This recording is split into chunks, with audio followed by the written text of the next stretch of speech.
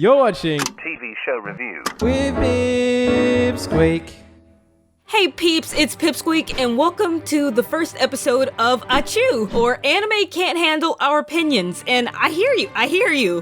What's the difference between this and Honest Opinions Not Kidding? You know, the exact other internet series I started, I guess, that also discusses anime? Well, I have watched a movie. A bad movie, actually. The worst movie I watched in the entirety of 2020, in fact. And I can't go through this pretending it's anything but bad. So this is just gonna be a video of me talking about why it's so bad. What's this movie I managed to find and subject myself to? It's called The Island of Giant Insects. And with a name like that, boy, howdy, you should know that we're starting this off well. Also, warning here, I will be spoiling things. I'm not encouraging anyone to watch this trash heap of a movie. I knew this was gonna be top tier from the moment the movie started, and the movie spent like a solid minute panning across a still image of a plane with the shortest nose I've ever seen to try to make it seem like the plane was actually moving, but they did it really badly. And this was only heightened by the intro sequence where they show a bee flying by the still portraits of all the various characters in the movie. It's beautiful, I swear. For like the first 15 minutes of the movie, they had to only have been allowed to have an average of 1 frame a second. And the moment that really sealed the deal for me for what type of movie this would be was about 3 minutes in, when the paw they gave one of these girls rests on the shoulder of the protagonist. They gave this girl a mitt. I swear her fingers were straight up webbed. And I know it may seem like I'm being harsh on this movie already, but trust me, it deserves it. So, what's the actual plot of this movie? The Wikipedia synopsis of this movie is: a group of surviving classmates are drifted into the island filled with giant insects after the plane is crashed during a field trip. Beautiful, concise, work of art. Mwah. What happens basically is a group of anime tropes crash land on an island. You got all your standard archetypes. You got overly useful protagonist, class president, bully, delinquent, softball, idol, and this boy with like dreads or something, I don't know. There's some other characters too, but they don't matter because they don't even have pretend personalities. I'm just thinking about this movie right now and it makes no fucking sense. After the hashtag relatable students crash land on an island with nary a brain cell in sight, they start trying to find each other and loot a vending machine. And then class president has the audacity to tell her classmates in this life or death situation that it's wrong of them to break open the vending machine in order to get something to drink because the vending machine doesn't belong to them. I think if there were ever a time to loot a friggin' sody pop, it would be now. It would be then. It would be that situation. But whatever. Pretty soon after that, we see the first giant insect. There's these graphic design is my passion head-ass butterflies that just come out and start slurping the innards out of an anime girl in the most grotesquely sexual way possible. That I mentioned this movie was like an ecchi B-horror flick, except it does neither of those things well. And they try to make the death scenes of these girls sexy. Stop trying to equate literally violating women with sex appeal. We're all adults. I didn't know I would have to explain this. After we do that, we go through more scenes like seeing the class president get literally stabbed in the back by a giant wasp and expecting her to be alive as she's carted off into the sunset, and another scene that I will only describe as ahigao with maggots and let you do your own imagining.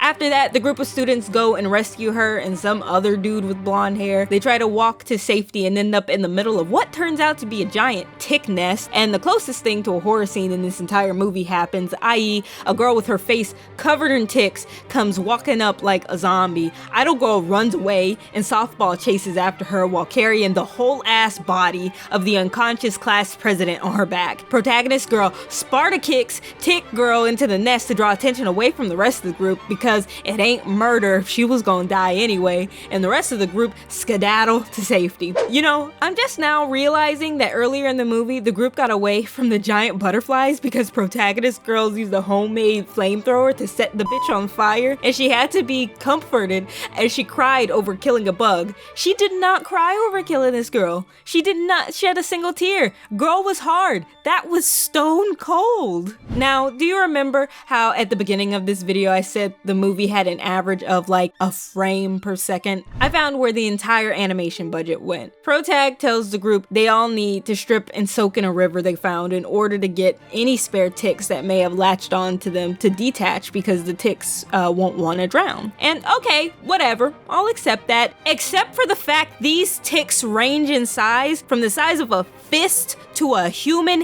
head. You're telling me no one would just be able to see it and notice it? Everybody has to soak and check? Okay, bet.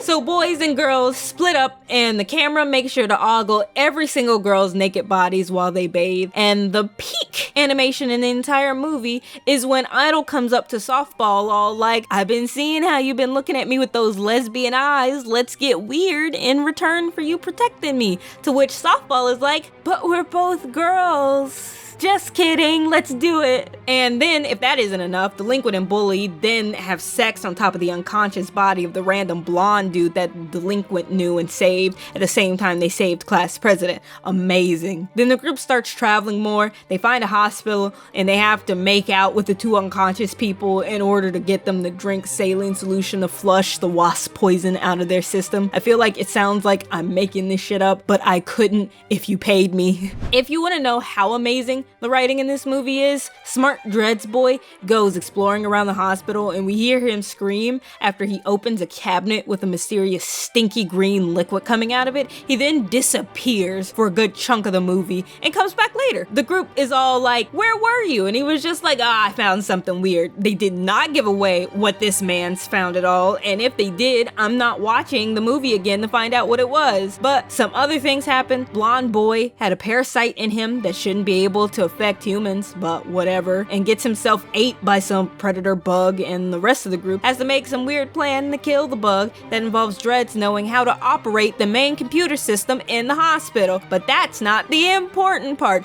The important part is that leading up to this scene where the main character is about to go risk her life to try to kill this bug is a literal 2-minute long scene of her walking down a hallway. They just changed the angle a bunch and put some weird music over it. It's the best cinematography I've ever seen.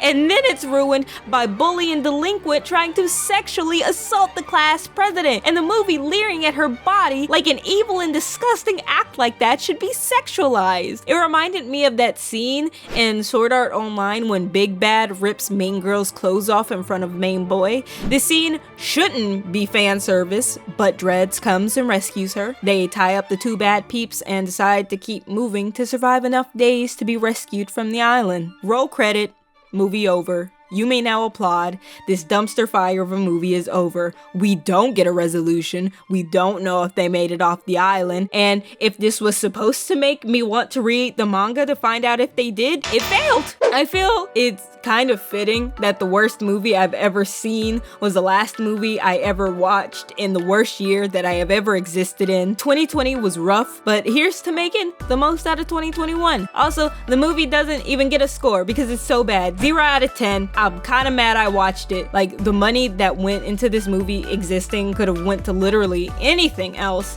but that's just the theory. Thanks for watching.